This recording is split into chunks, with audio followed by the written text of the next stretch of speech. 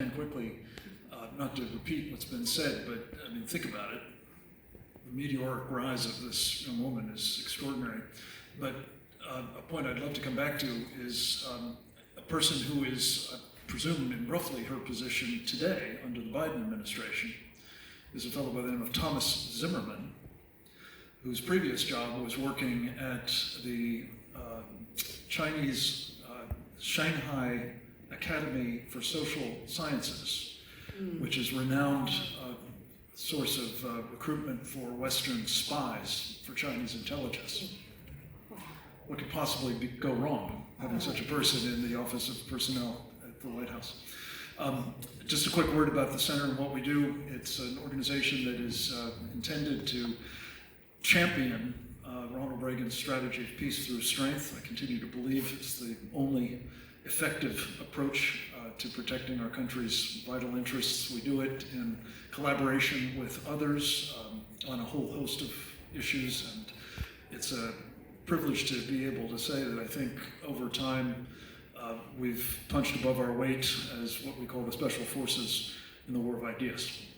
So thank you for having me here today. Good morning, everyone. My name is Matt Whitaker. Many of you probably may know me from being the Attorney General of the United States under President Trump, between Jeff Sessions and Bill Barr. Before that, in the Bush administration, I'd been the United States Attorney for the Southern District of Iowa, 3 degrees from the University of Iowa, undergrad, MBA law degree, and I paid for all of that by running headlong into gentlemen the same size as me playing football for legendary Coach Hayden Fry.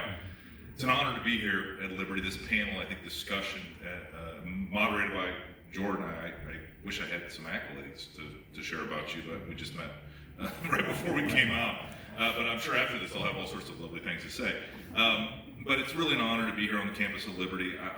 As I looked through this agenda, I think these are the kind of issues that people that share our values should be talking about. We should be active and engaged in everything we do and in all facets of our life. And I think these topics are so important. And I look forward to kind of sharing some of my knowledge and experience at the Department of Justice for almost 25% of my life with you kind of on these important topics. Thank you very much. Good morning, ladies and gentlemen. It's a pleasure to be here. My name is Andrew Cote. I spent 8 years as a Marine officer, so for those who were not a part of the panel before this, I wasn't going to go there, but a naval aviator on the panel had some choice words about my beloved Corps. But now you poked the bear, so I'm going to poke back. There's an app on my phone that reminds me a lot of the Marine Corps, or of the Navy, and it's Uber. Anytime, so I got one brother there, I got another brother somewhere else, Mr. Rob. Anytime we need a ride, we call Uber, aka Navy. They pick us up, give us a ride, drop us off, and wish us luck. So, don't poke the bear.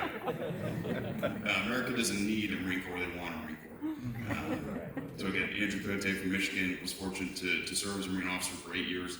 The last 2.5 years of my career spent in the White House, then transitioned to the Pentagon in September of 19, initially serving as the Chief of Staff to the Assistant Secretary of Defense for Special Operations and Low-Intensity Conflict. And not to insult anyone's intelligence, but to provide some background, the ASD for SOLC is the service-like secretary for all the Special Operations Command. So same customs, courtesies, roles, and responsibilities of Secretary of the Navy, Secretary of the Army, Secretary of the Air Force.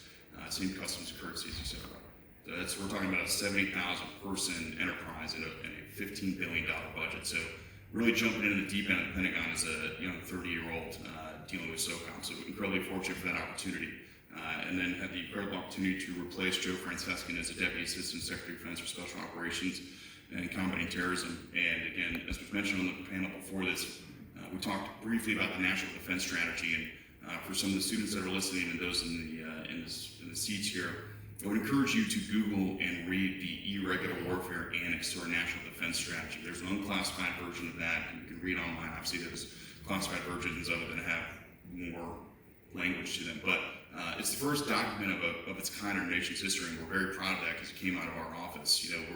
I don't want to say we're on the heels of General Gerasimov from Russia, but that is really kind of forging the next generation of American warfare, tracing our roots back to Francis Marion and the Office of Strategic Service. So I encourage you all to read that. But again, it's an honor and a privilege to be here moderated by Jordan Haley, I believe was the valedictorian of the School of Government at Liberty, and we're all just hitching our wagon to her. So thank you to be here. Well, thank you guys for that kind words. I promise I didn't prep them before. So to get started, so a lot of us recently transitioned out of the government or previously had some sort of government experience. From your perspective now, being in the private sector, can you talk a little bit about, we'll start with Joe and go down the line, of the evolution of technology, where it's been, where it is, and where it's going. You know, you have thousands of startups starting in Silicon Valley and elsewhere in the United States, and you have Amazon with their huge supply chain technology, and amongst other things that Amazon provides. So can you talk a little bit about that and, you know, kind of where it's going? Sure. Thanks, Jordan. Excuse me.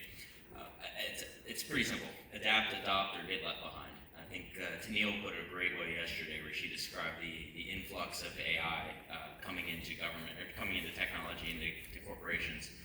AI is never going to replace managers, but managers who use AI and utilize AI to improve their processes, to streamline their operations, they will absolutely replace managers who don't.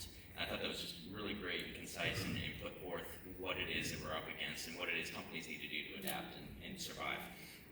AI is a big thing that I see, and I see cyber threats as well. So we don't have a lot of, we have many cyber attacks every day, but we aren't seeing all of the full scale of the attacks. They're underreported. Obviously, no one wants to share the details because it's a negative press story.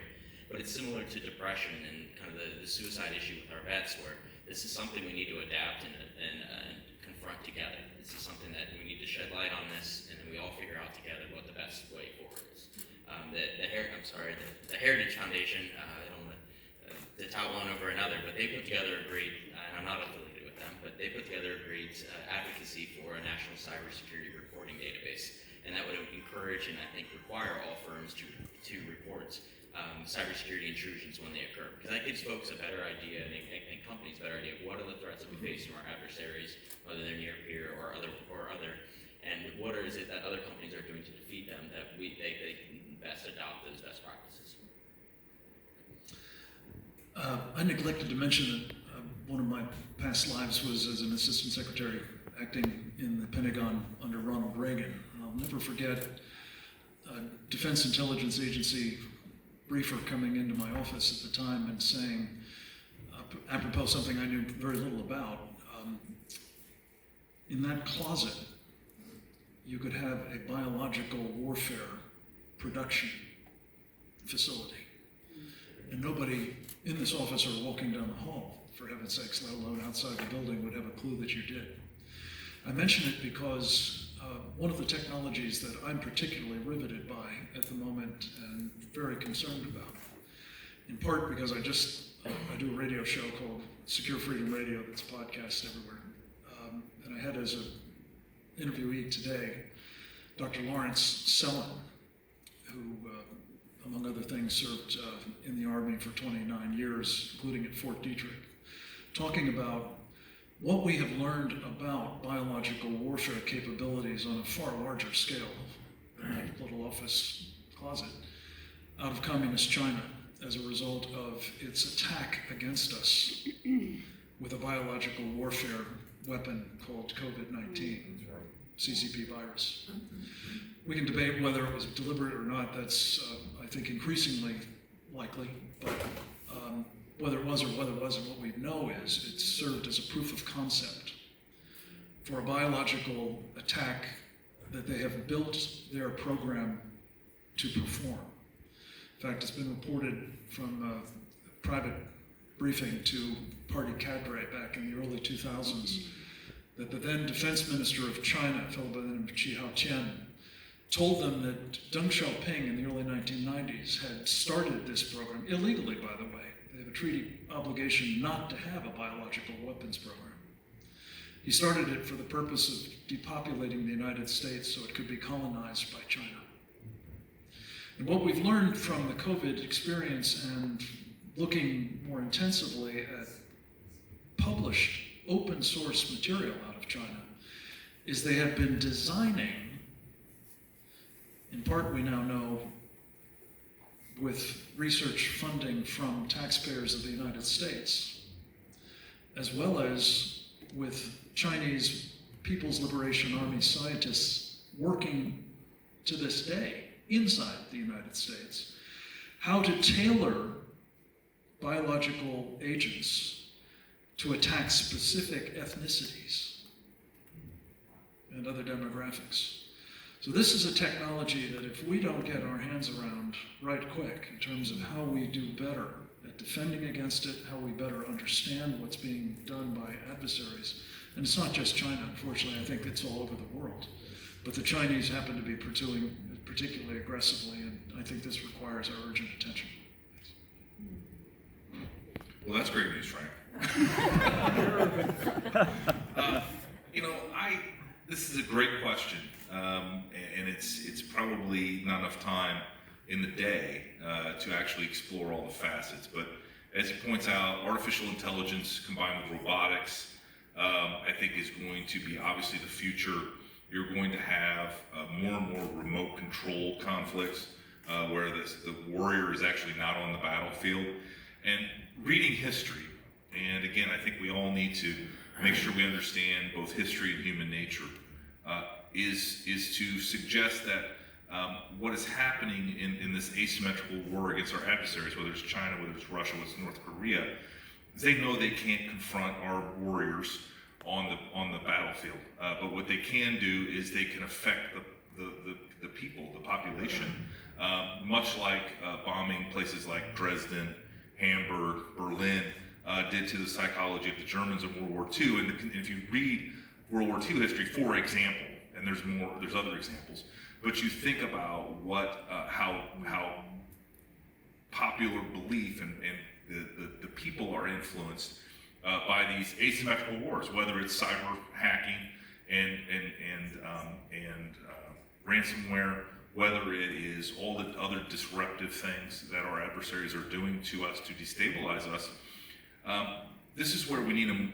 We are continuing to have a less engaged people, and we need a more engaged and knowledgeable people. And I think it goes back to our founding of our country, is it's a republic if you can keep it. And it's also, our republic requires an active and engaged population, and we are moving away from that.